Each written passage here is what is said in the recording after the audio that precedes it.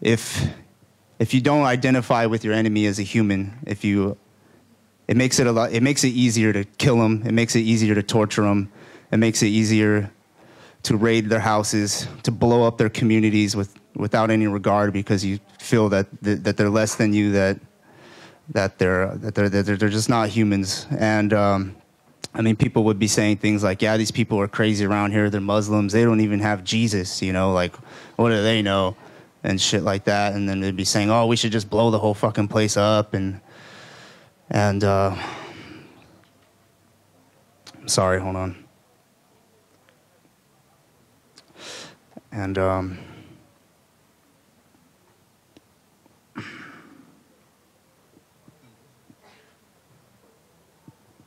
so I think that's like a lot of things that keep the war going, you know, is like in the minds of the public and in the minds of soldiers. It keeps them doing their job, is seeing these people as less than human, less than you. And the idea that, you know, like why the war won't stop, a lot of arguments that you hear about that is that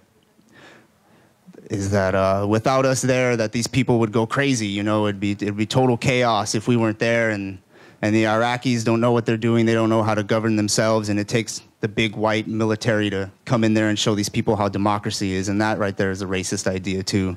So anybody saying that is full of shit. It's crazier because we are there. I mean, women can't even walk around anymore without being totally covered. It's getting crazier and crazier every day because of us being there. And so these missions that I would do, moving prisoners back and forth from Baghdad to Basra, went like this. To prep the plane first, we would go and, you know, check out our gun, check out our night vision goggles, check out all the stuff that we needed to do before we go to the mission. Except there was this other thing tagged onto it. We had to check out this thing called a PUC kit, which stands for prisoner or person under containment. And what it is a bag with a tarp, with a mask for your face, with gloves, and diapers to put underneath the people, and put the gloves on and put it over your face while you're handling them. Therefore, more enforcing the dehumanization, making you think, oh, these people are filthy, they're going to shit themselves, and they're going to try to piss on you, they're going to spit on you, this and that. So it makes it, I guess it makes it, if you feel okay that you can do your job this way. But I actually didn't use the PUC kit. I would check it out, but I wouldn't use it when I got to the plane because it was just too much work, and I didn't really feel like putting diapers under people's butts. I just thought that was really dumb. So what would happen was we would prep the plane.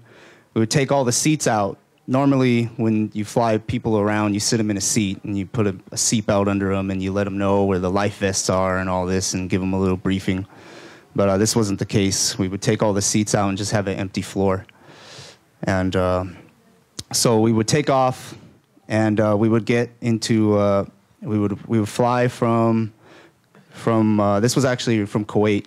We would fly from Ali Salim, Kuwait, into Baghdad, and there is where they had the prisoners. And who these people were people that got picked up on patrols, people that had their houses raided at night, and were picked up and brought in to us to take them to the prison for interrogation.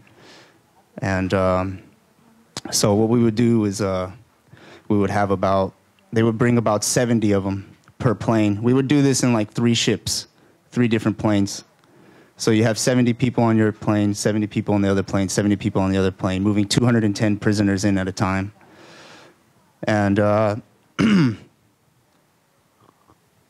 they would bring them out, the security forces, SPs, whatever you want to call them. They would bring them out, and they would come shackled from the wrists down to the feet, and with the white garb on, I forgot what it's called, and they'd be blindfolded. From what I understand, they used to use hoods over their heads, but after the Abu Ghraib photos came out with people with hoods on their heads and stuff, they thought that maybe it was a little too inhumane, so we used blindfolds instead. So they would come out, and they were blindfolded, and they were shackled, and they would be getting marched up to our plane by the security forces. And the security forces, you know, would be pushing them along, telling them to get in the plane, kicking them at the feet, nudging them in, And then they would get into the plane, and then they would seat them all. I can't remember if it was 5 or 6. This is like, I don't know how many years ago, 4 years ago. So, but they would put them like sitting them cross-legged around each other, all wrapped up around each other, and put them on the floor. And then it was my job to take the cargo equipment, the stuff that we use to strap down cargo, 5,000-pound straps. They're supposed to hold 5,000 pounds worth of equipment, but I'm holding 5 guys with them that probably weigh 500 pounds because they're all skinny because they haven't been eating and shit. So they'd sit them down, and I'd have to strap them down to the floor, and they'd bring in the next, and I'd do that to every row. And then we would seal up the plane and then take off from Baghdad and go to Basra.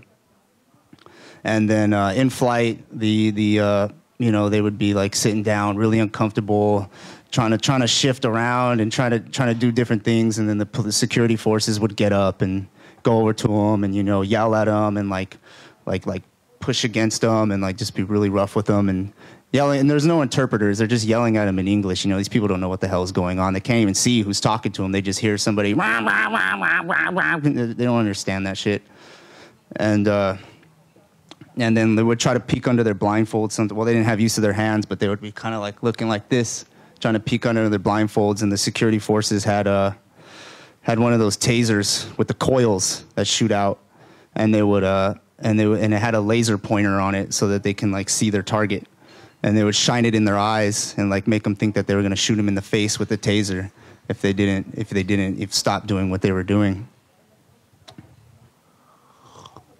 And then so, you know, that was going on. And so I asked them, you know, like, oh, have you ever had to like actually tase these people before? And they told me that sometimes that they had to like juice somebody up or tase them or whatever.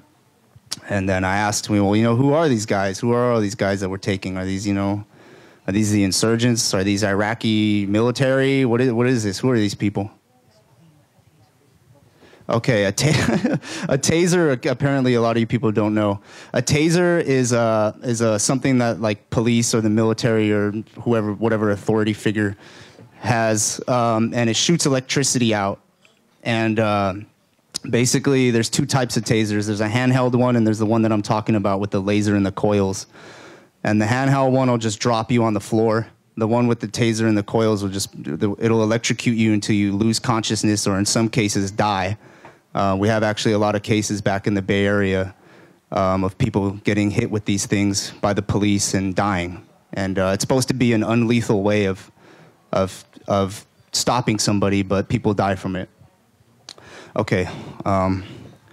So I asked the security forces, the guy in charge, what was going on and who were these people, and he had told me that, nah, you know, these people aren't insurgents. They aren't Iraqi military, Iraqi police, that they were just people that were picked up on patrol. And they're picked up in the middle of the night, or he said a lot of them were just in the wrong place at the wrong time.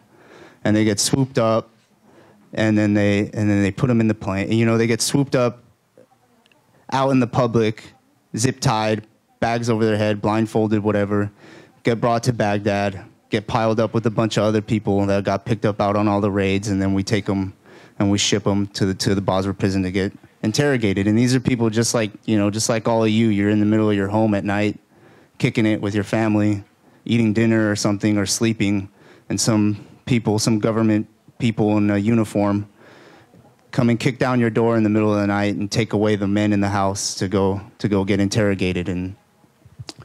And so we took them to the Basra prison and dropped them off. Well, I opened up the hatches and undid all the straps, stood them all up, and had the security forces marched them out and took them into the prison to go do what they do. Judging from the photos from Abu Ghraib, judging from what Chris tells us, I'm pretty sure Basra was no exception. I'm pretty sure that's not like the Hyatt, you know. They probably have hot boxes there, and they probably beat the shit out of them just like they do anywhere else. And we would release them in there, and then they would bring us, you know, basically 210 more, 70 for my plane, 70 for the other plane, and 70 for the plane behind me. And so they would bring us people to get released back to Baghdad,